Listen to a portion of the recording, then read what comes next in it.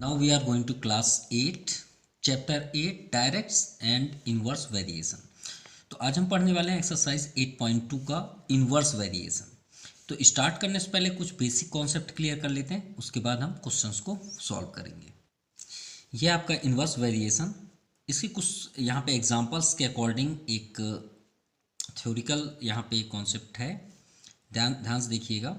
More man at work, मतलब inverse variation means होता है कि जब आप कोई भी वर्क करते हो या कोई भी क्वेश्चन हो, ठीक है, उस क्वेश्चन पे अगर फर्स्ट स्टेप जो है उसमें अगर कोई कोई भी नंबर दिया हुआ 10 kg 5 kg, अगर नेक्स्ट स्टेप पे उसी का अनदर ऑब्जेक्ट का वेट अगर कम दे दिया जाए उसी सेम सिचुएशन पे, तो वो क्या कहलाता है आपका इन्वर्स वेरिएशन।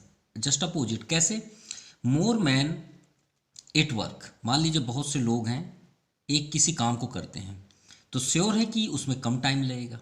ये तो कॉमन सेंस वाली बात है भाई, ज़्यादा लोग काम करेंगे तो कम समय लगेगा, ठीक है।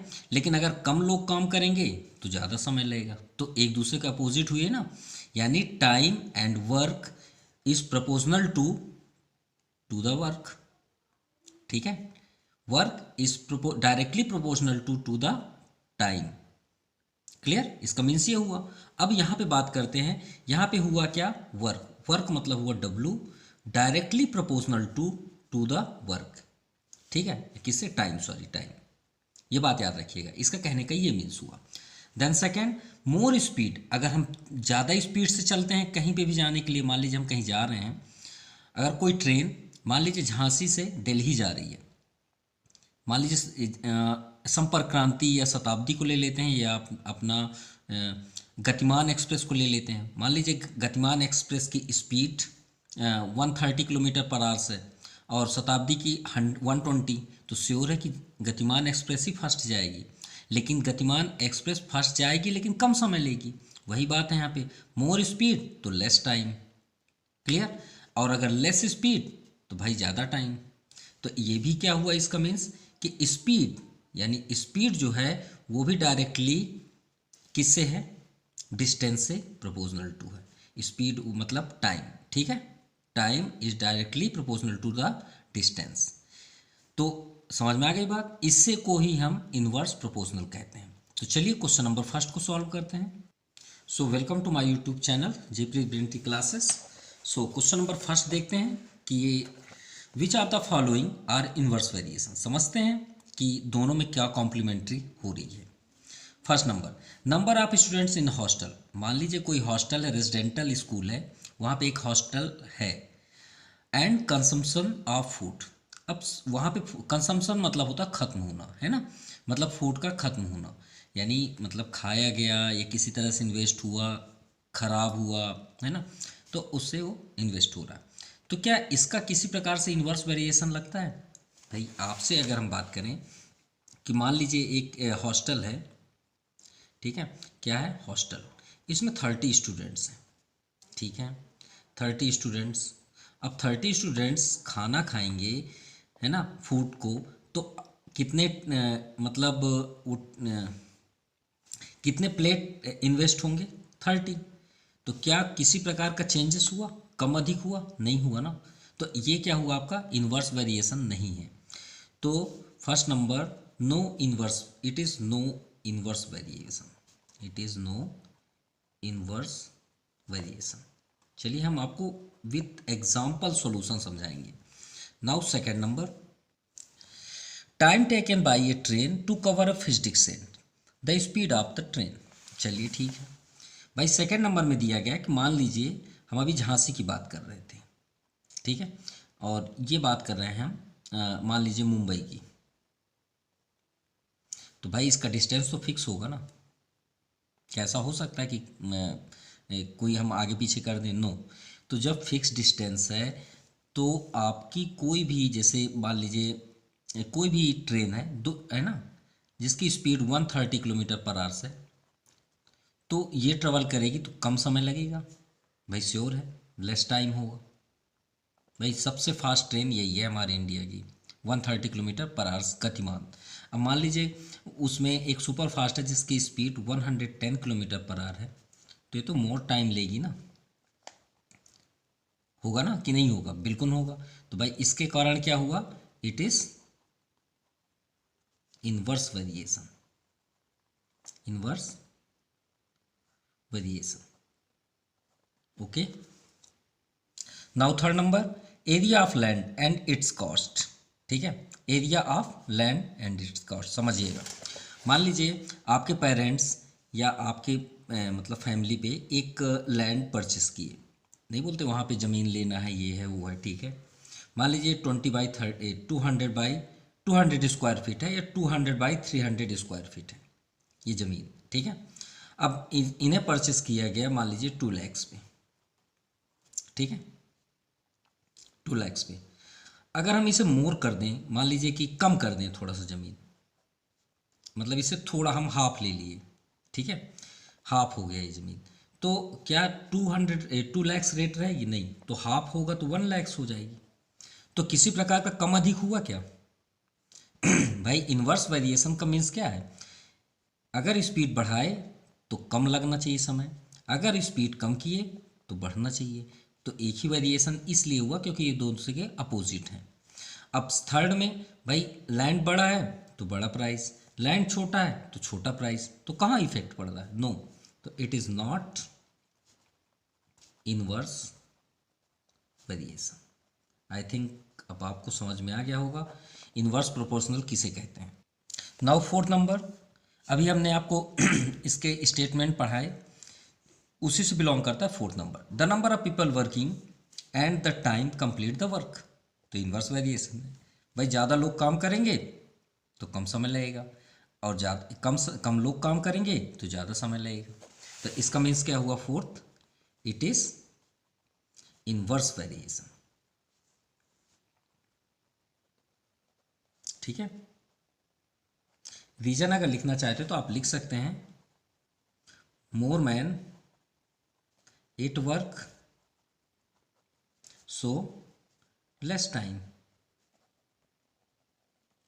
ओके, सो अगर हम यहाँ पे लेस मैन कर दें, it work so more time,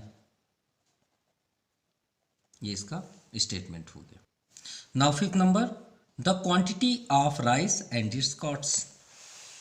भाई आप राइस चावल लेते हैं मार्केट से, मान लीजिए आपने 50 kg का आपने परचेस किया, तो 50 kg का मान लीजिए 800 पे पड़ रहा है। कितने में? 800। तो भाई इसकी क्वांटिटी हुई कितना? 50 kg। अब मान लीजिए हम 30 kg कर दें उसे, तो समथिंग समथिंग हमें 500 रुपीज़ की पड़ेगी अप्रोक्सी। तो भाई ज़्यादा है तो ज़्यादा रेट है, कम है तो कम रेट है, तो क्या एक दूसरे के अपोजिट हुए? नहीं, तो it is not inverse variation. Clear? तो फर्स्ट में हमने क्या देखा कि it is not inverse variation, second पे हमने इनवर्स वेरिएशन देखा, मतलब आंसर आपका 12 सेकंड सही है, और फोर्थ नंबर। अब बात करते हैं इनवर्स वेरिएशन की फार्मूले के बारे में, कि हमने आपको तो एग्जाम्पल के अकॉर्डिंग समझा दिए। अब हम बात करते हैं यहाँ पे वर्क में आप देखिए, हम चलिए सॉल्व करेंगे। यहाँ पे हम सिर्फ आपको वर्क दिखा देते हैं कि हम ये जानते हैं कि अगर उसमें 2 पॉइंट्स होते हैं एक्स एंड वाई, तो एक्स आपका इंक्रीज होगा तो वाई क्या होगा? डिक्रीज होगा। याद रखिएगा, where X Y is constant. अब ये होता कहाँ से है ये बता रहे हैं हम, लेकिन उससे पहले हम यहाँ पे बता दें उसका फार्मूला क्या होता है। Exact X Y equal to K constant, ये होता है। अब हम यहाँ पे एक्सप्लेन करते हैं कि एग्जैक्ट आया कहाँ से। सो यहाँ पे देख सकते हैं आप कि x है, मान लीजिए टाइम वाली बात है, मोर देन टाइम, ये हुआ x। तो भाई मोर देन टाइम है तो आपका वर्क क्या होगा? लेस वर्क होगा। ठीक है भाई, है ना, sorry, less man work, less man work, है ना, मतलब कम लोग काम कर रहे हैं, तो कम लोग काम करेंगे तो ज़्यादा टाइम लगेगा। तो x हो गया और लेस मैन वर्क को हम ले लिया y। अब ये एक दूसरे के क्या है? कॉम्प्लीमेंट्री, यानी प्रपोजनल टू। इसे क्या बोला जाता है? ध्यान दीजिएगा, प्रपोजनल टू, क्या बोलते हैं, प्रपोजनल टू। ठीक है, ये साइन क्या होता है, एक दूसरे को ज्वाइन करके रखता है। जब हम ये सिंबल को यहाँ से निग्लेक्ट करते हैं, यानी इक्वल के फॉर्म पे, क्योंकि जब तक हम इक्वल में नहीं लाएंगे हम सॉल्व नहीं कर सकते, तो जब हम इक्वल के फॉर्म पे लाएंगे तो एक कांस्टेंट बनता है। क्या बनता है, एक कांस्टेंट। मान लीजिए हम के यहाँ पे कांस्टेंट ले लिए, या आपको 11th-12th में भी मिलेगा जब आप वर्क करेंगे, तो इक्वल ये आपका कांस्टेंट हुआ और वाई यहाँ हो गया। आप यहाँ पे लिख सकते हैं where K is constant, right. Sorry, यहाँ पे एक ये है इनवर्स, इनवर्स प्रोपोर्शनल होता है, क्योंकि अगर ये डायरेक्टली प्रोपोर्शनल टू है, जो आप डायरेक्ट प्रोपोर्शनल पढ़े हैं जो 8.1 में, उसमें आपका ये वर्क लगेगा, लेकिन डायरेक्टली में तो एग्जैक्ट होता नहीं है, ये इनवर्स होता है। तो ये जो हमने प्रोपोर्शनल टू आपको बताया, प्रोपोर्शनल बोलते हैं, उसे क्या बोलते हैं, इनवर्स, क्योंकि इनवर्स होता है भाई, ज़्यादा होगा तो इधर कम, तो मतलब एक दूसरे के उल्टे होते हैं, तो अपोजिट होगा, हमने अपोजिट किया नहीं है, तो यहाँ पे हो जाएगा 1/y, यानी इसे अगर हम तो सही तरीके से लिखें तो k/y हो जाएगा। भाई k तो ऊपर है, ये तो थोड़ा हमने थोड़ा सा इक्वल में कर दिया है, तो k तो यहाँ पे आएगा, तो k में इंटू हुआ y, तो क्रॉस मल्टीप्लाई कर देंगे तो यहाँ पे क्या हो जाएगा, xy इक्वल टू k। ये आपका फार्मूला बना, ठीक है, जो लिखा हुआ था xy equal to k, where K is constant, और ये आपका फार्मूला बना xy। ये बात याद रखिएगा, और हम xy का ही वर्क करेंगे।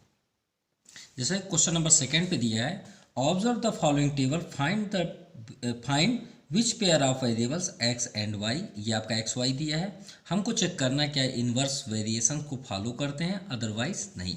तो चलिए सॉल्व करते हैं। चलिए फर्स्ट नंबर सॉल्व करते हैं। अब ये x है, ये y है, रूल्स क्या है, formula X Y equal to K constant. तो हमें के से तो मतलब नहीं है, क्योंकि कॉन्स्टेंट्स की वैल्यू हमेशा क्या होती है, ज़ीरो होती है, ये बात याद रखिएगा।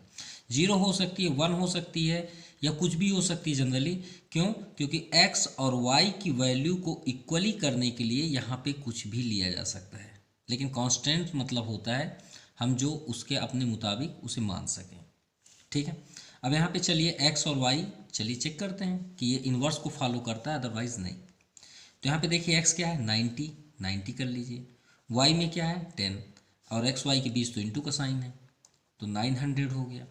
चलिए फर्स्ट स्टेप में 900। सेकंड देखते हैं, एक्स वाई फिर से आप कर लीजिए, यहाँ पे इस बार 60 है, इंटू यहाँ पे 15 है, 15 6 जा 90, ये भी 900 हुआ। चलिए थर्ड देखते हैं, 45 इंटू 20, तो 45 2 जा 90 और एक ज़ीरो और।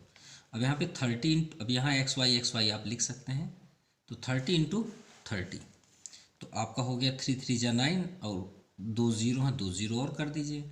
अब 20 इंटू 45, तो 45 2 जा, ये तो सेम हो गया ये वाला 900। तो देखिए सभी में आपका 900 आया, तो इसका मीन्स क्या हुआ, it is inverse variation. Inverse proportional भी बोल सकते हैं या वेरिएशन बोल सकते हैं, ठीक है। चलिए ये तो फर्स्ट हो गया। सेकंड में फोकस करते हैं हम, same process, X Y 75 into 10, चलिए 750। नेक्स्ट 45 इंटू 30, तो 3 5 जा 15 और 3 4 जा 12 1, 3 5 जा 15 1 रिमाइंडर, 3 4 जा 12 1 13। अरे ये तो है ही नहीं, ये तो इक्वल ही नहीं है, दो में ही इक्वल नहीं है, तो it is not inverse variation. चलिए फिर भी हमें इंटू तो करना ही पड़ेगा, तो 45 30 हो गया। अब 30 इंटू 25 करते हैं, तो 25 3 जा 75। नेक्स्ट 20 इंटू 35, तो 20 इंटू 35 आपका 35 2 जा 70, 700। अब हम इंटू करते हैं 10 इंटू 65, तो ये 650। क्या कोई इक्वल है, नहीं है। अगर दो भी इक्वल होते तो हम उसे इन्वर्स वेरिएशन बोल सकते हैं, लेकिन कोई भी इक्वल नहीं है, तो does not equal to does not, sorry ये तो इक्वल है, तो यहाँ पे लिखना पड़ेगा 750 does not equal to 1350 does not equal to 750 does not equal to 700 does not equal to 650। अब यहाँ पे लिख सकते हैं, so we can say that it is not inverse variation, inverse variation, ठीक है। Now question number third, under the condition, ध्यान समझिएगा, बहुत इजी क्वेश्चन है। Under the condition that temperature remain constant. अब एक कोई भी मतलब कोई भी ऑब्जेक्ट है, उसके अंदर टेम्परेचर रिमेंड है, मतलब उसमें है भी, रिमेंस है। द वॉल्यूम ऑफ गैस, देखिए the volume of gas, volume की बात है, of gas is inverse proportional to the pressure. ध्यान से समझिएगा, वॉल्यूम ऑफ गैस जैसा बोला गया वैसे लिखते हैं, volume of gas is inverse proportional, तो प्रोपोर्शनल का ये साइन हुआ और इनवर्स मतलब opposite, to the pressure. Pressure किसको बोलते हैं? 1 प्रेशर, दाब जिसको बोलते हैं, ये हुआ आपका प्रेशर, ठीक है। ये हमें क्वेश्चन दिया है, ठीक है। तो इसको पहले सिंबल बना लेते हैं। वॉल्यूम को हम जनरली किससे डिनोट करते हैं? भी से, याद रखिएगा, किससे डिनोट करते हैं? भी से। प्रोपोर्शनल टू 1 प्रेशर को किससे करते हैं? पी से। किससे डिनोट करते हैं? पी से। तो चलिए पहले वर्क कर लिया जाए। प्रोपोर्शनल टू हटाते हैं तो हम इक्वल टू क्या लिख लेते हैं? कुछ भी लिख लेते हैं, के, ठीक है। आप के लिख सकते हैं, no problem. 1/p।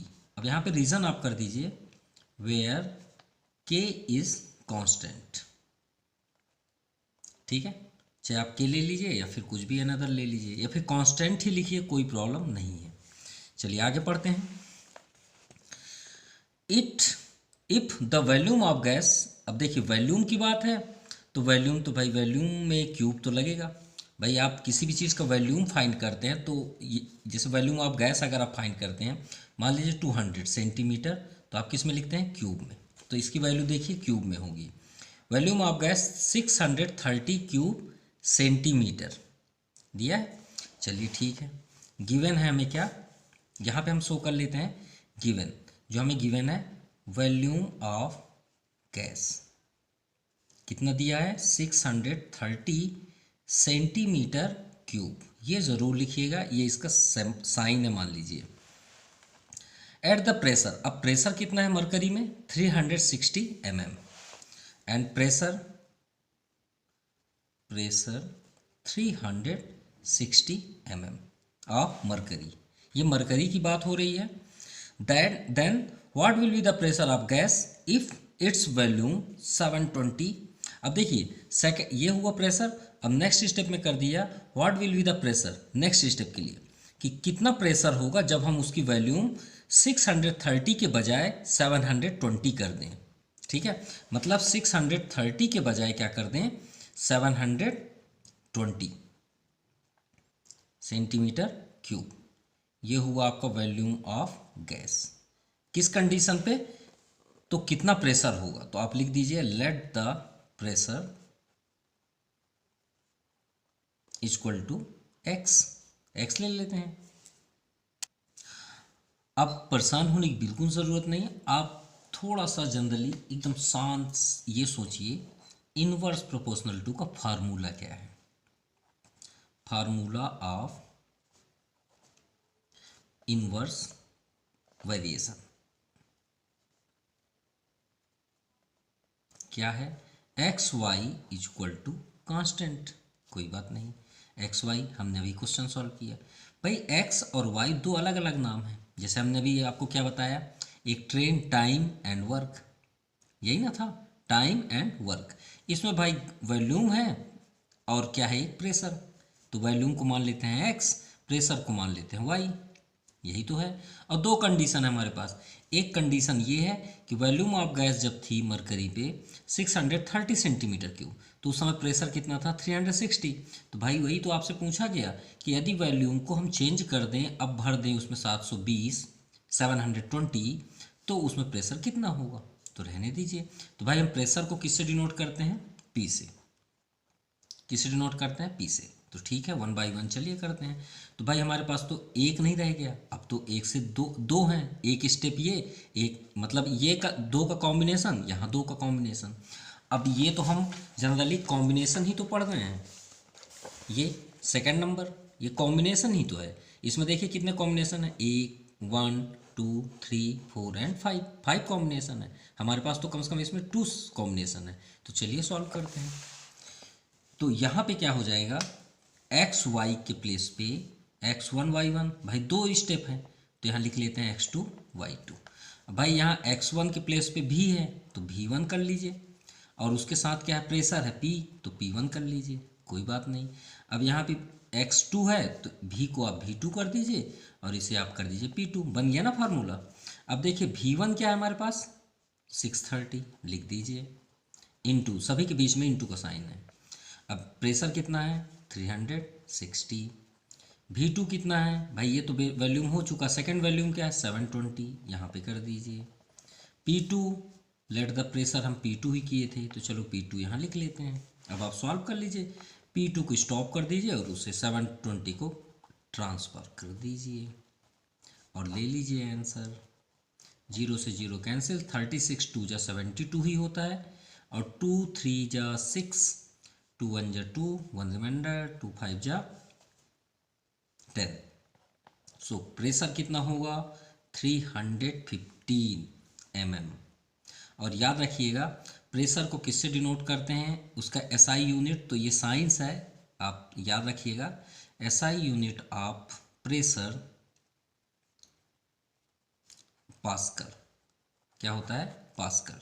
Okay, now question number 4, A packet of sweet was distribute among 20 children. ठीक है, मतलब एक पैकेट है स्वीट का, मान लीजिए टॉफ़ी है, सीधे सीधे स्वीट क्यों लें, टॉफ़ी ले लेते हैं, डिस्ट्रीब्यूट करना है 20 चिल्ड्रन पे।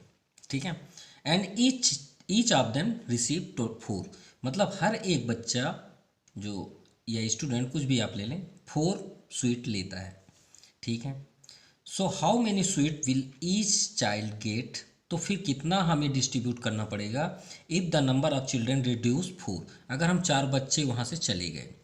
अरे एक एग्जांपल लेते हैं ना, बेस्ट एग्जांपल, मान लीजिए आप स्कूल तो जाते हैं जनरली, किसी बच्चे का बर्थडे है, मान लीजिए आपका ही बर्थडे है, तो उस दिन आपके क्लास में 20 स्टूडेंट्स ही आए स्कूल में। ठीक है, अब आप सभी को 4 टॉफ़ी दे दीजिए, तो भाई 24 जा कितना हुआ 80, मान आपके पास कितने टॉफ़ी हुए 80, तो 80 में आप क्या किए, हर एक बच्चे को 4 दे दीजिए, आपके पास टॉफ़ी कितना है याद रखिएगा 80। अब हम आपसे पूछ रहे हैं, मान लीजिए वो 40 को आप जब दे रहे थे सबको 1 बाई 1 4 करके, उसमें से 4 स्टूडेंट्स को मान लीजिए प्रिंसिपल सर बुला लिए या किसी ने बुला लिया, और वो बच्चे को स्पोर्ट्स के लिए दूसरे स्कूल ले गए, तो वो बच्चे तो चले गए ना उस दिन, उनकी तो छुट्टी हो गई।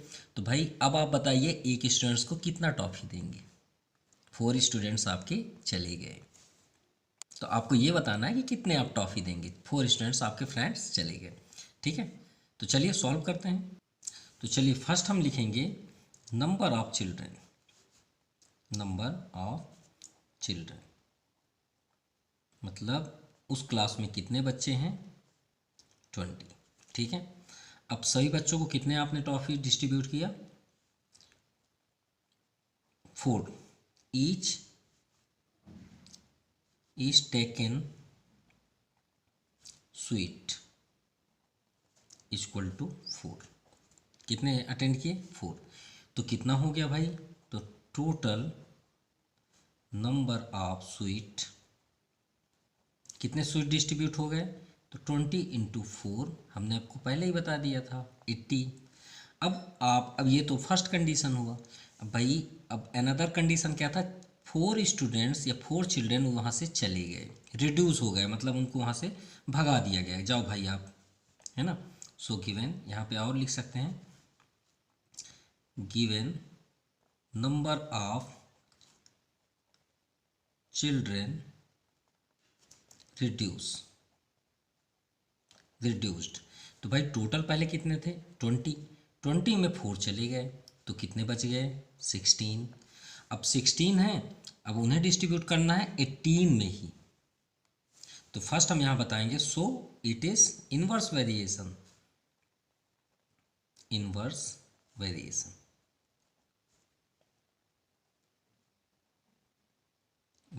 ठीक है। So it is inverse variation. अब ये आप खुद ही समझ जाइए, 80 आपके पास टॉफ़ी है, जैसे मान लीजिए फिर से रिपीट करते हैं, 80 आपके पास टॉफ़ी है, 20 स्टूडेंट्स हैं, तो आप कितने देंगे 4 कैसे आए भाई, 80 में जब 20 का डिवाइड किए तब ना 4 आया, 24 × 80, तो इसमें भी कर दीजिए ना, 16 स्टूडेंट हैं। तो आप यहाँ पे क्या करेंगे, ईच चिल्ड्रेन टेकिंग स्वीट, तो क्या हो जाएगा, डिवाइड कर दीजिए 18/16, 16 5 जा 80, सो 5 स्वीट्स, ये आपका आंसर हुआ। Now question number 5, Pooja has enough money, अरे पूजा के पास तो बहुत पैसे हैं, to buy 36 orange at the rate 4.50 पर ऑरेंज। तो चलिए देखते हैं कितना हुआ भाई उनका हिसाब, पूजा के पास कितने पैसे हैं। तो पूजा हैज़ मनी टू बाय, क्या बाय की, 36 ऑरेंज, ठीक है, 36 ऑरेंज,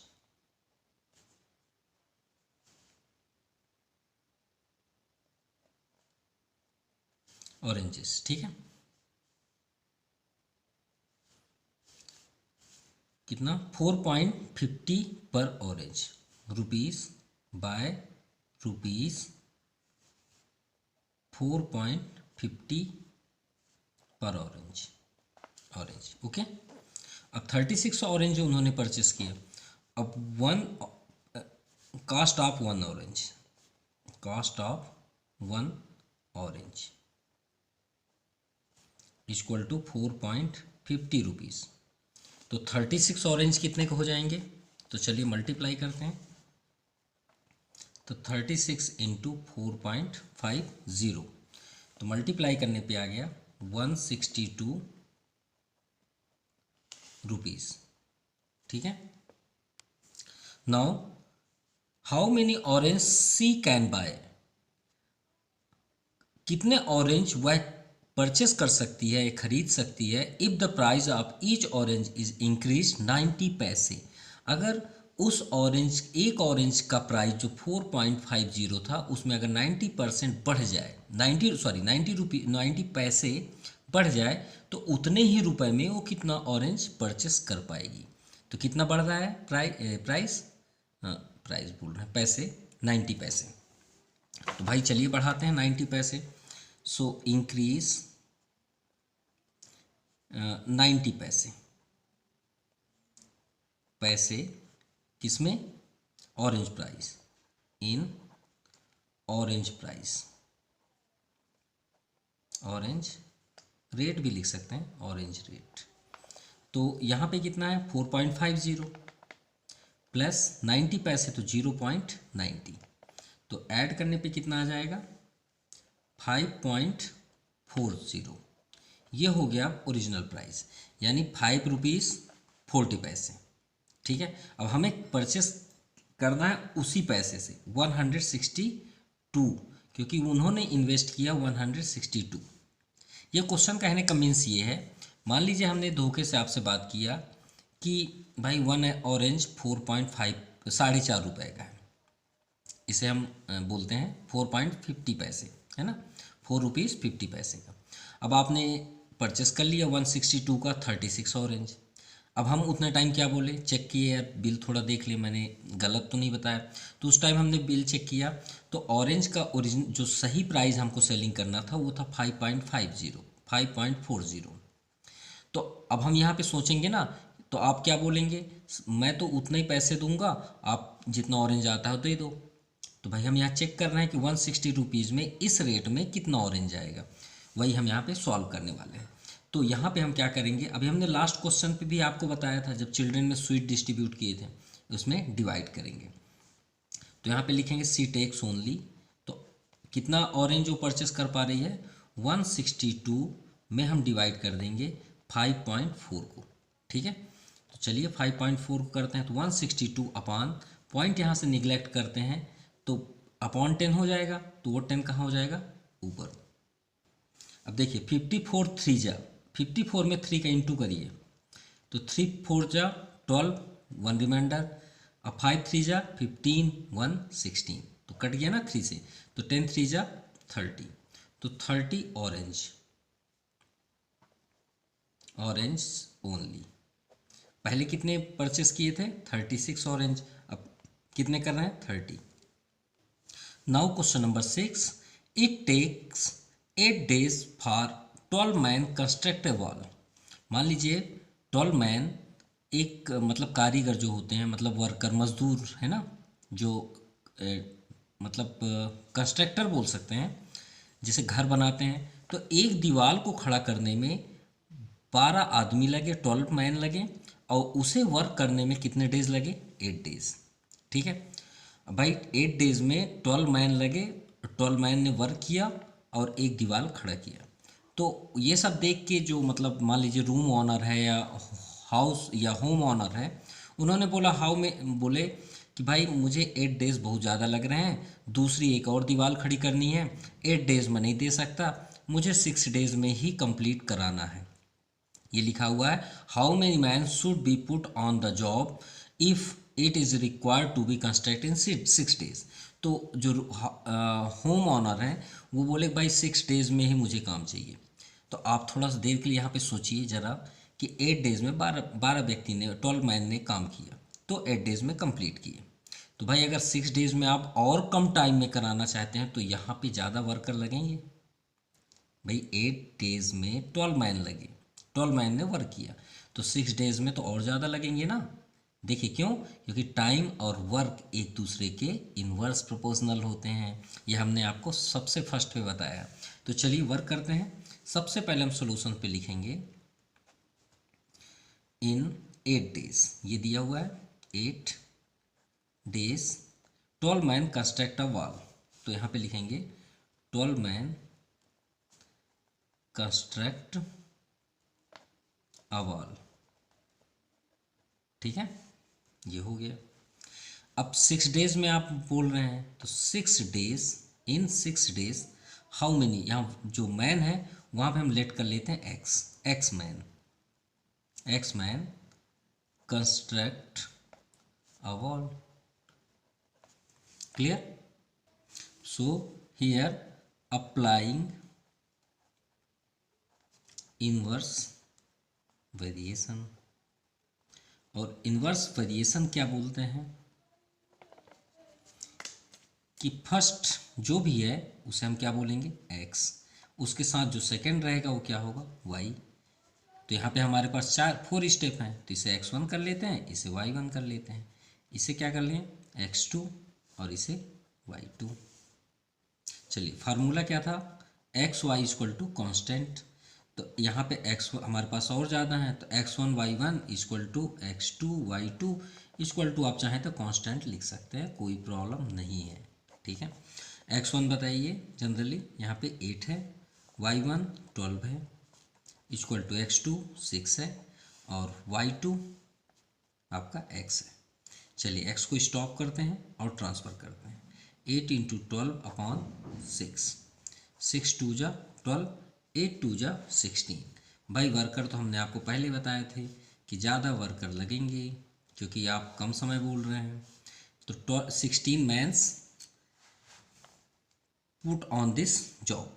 ठीक है, how many man should be put on this job? 16 man put on this job. So 16 mans put should be put on this job। ये आपका आंसर हुआ।